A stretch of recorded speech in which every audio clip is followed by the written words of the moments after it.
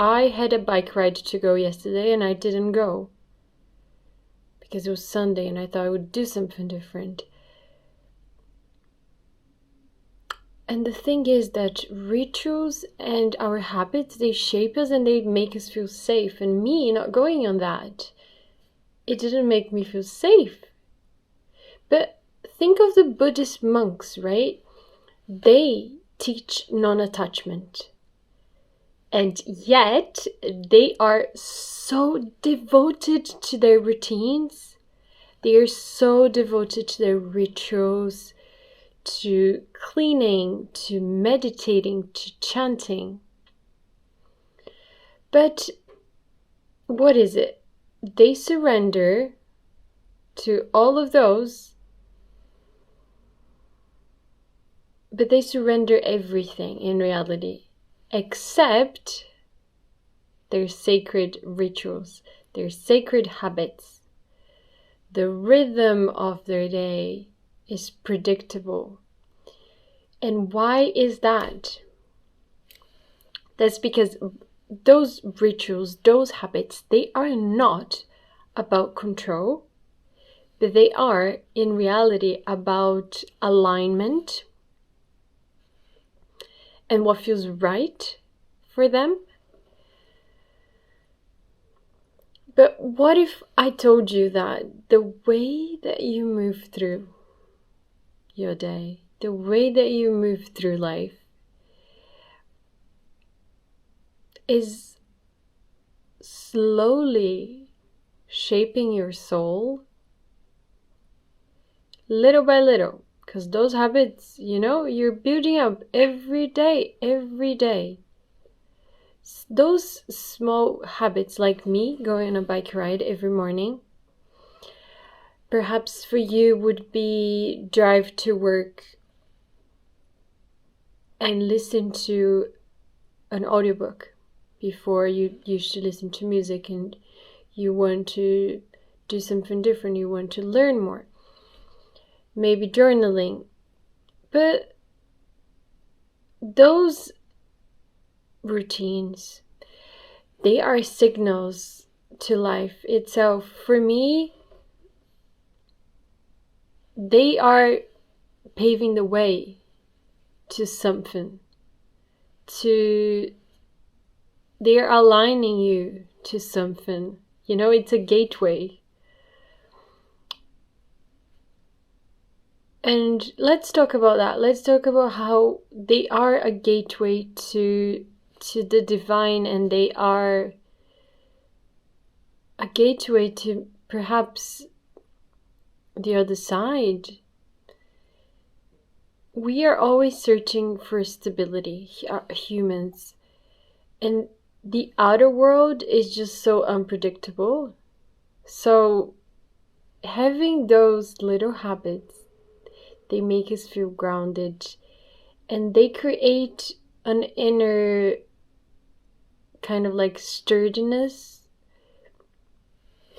So let's say that the monks, they are sweeping the floor and maybe, cleaning the temple or something like that. But they're not only cleaning the temple, they're cleaning the mind as well. It's a very, very small thing, but it's done with intention. And once it becomes a habit, it becomes this devotion, then you can get to focus on deeper levels. Because it's also a way to say, I am here to receive, I am present, I allow myself to, I show up in life and I allow myself to receive. And I think for me, my little routines, perhaps you can relate. Whenever you have those spaces that you know that is predictable, you are making space for what is sacred. For example, I have been making space to make music. And that has been really wonderful because there is no pressure of I have to make music or I have to make this a certain way. Just the fact that I am making the space to do it, something great can come. But also, nothing great can come too. And the fact that I'm there and every day I'm falling in love with the habits and I'm falling in love with the mundane in a way. And it's on the outside it can be looking like, oh, it's only a slot of time. But in reality, it's about trust. Habits are about trust. You're trusting yourself and you're trusting the universe. Because it's like it's the unseen. You are working on something that you cannot see yet. Maybe for you it could be painting. It could be journaling. I'm really curious. Tell me, what are your habits? Sitting in silence, meditating, but the outcome that you get from being in that space, it's where magic is. I truly believe that. Because that safe space makes you fly. It makes you go to other places.